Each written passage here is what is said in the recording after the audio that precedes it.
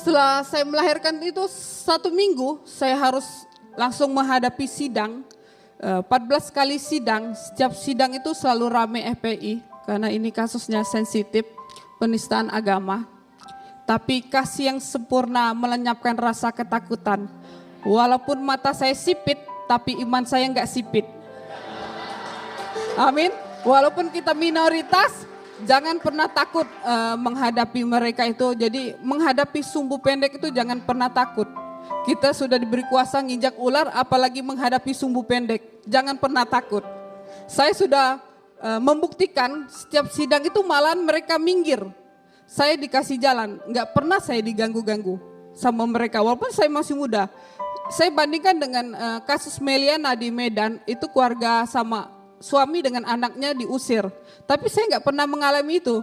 Malahan kalau setiap saya masuk sidang itu mereka yang kasih jalan ke saya. Jadi saya berpikir kalau kita sungguh-sungguh melayani Tuhan, ada wibawa Tuhan, mereka yang minggir. Amin.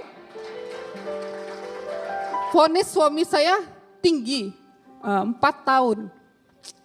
Ahok 2 tahun, Ibu Meliana 18, suami saya 4 tahun. Karena mereka tahu Pak Spidit Ibrahim ini banyak membaptis orang, jadi mereka pikir dengan masuk penjara Injil nggak diberitakan. Padahal salah besar. Ada maksud Tuhan ternyata dengan kasus ini, beliau tetap melakukan penginjilan. Di dalam sudah banyak yang dibaptis, sudah 50 orang. Sempat heboh mau dipindahin ke Nusa Kambangan karena ketahuan baptis 2 orang. Beliau itu memang gayanya seperti itu, di dalam dan di luar tetap sama. Saya sebagai istrinya kadang ngeri-ngeri sedap.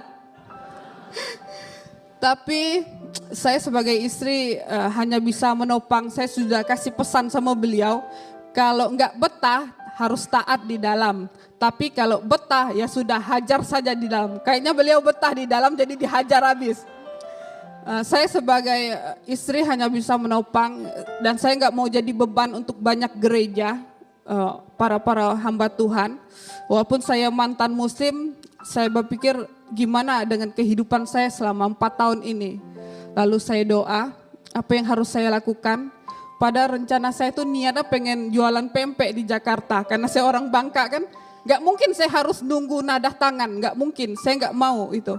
Walaupun saya mantan muslim bisa saja saya jual cerita, tapi saya gak mau, saya mau tetap jadi berkat untuk orang lain.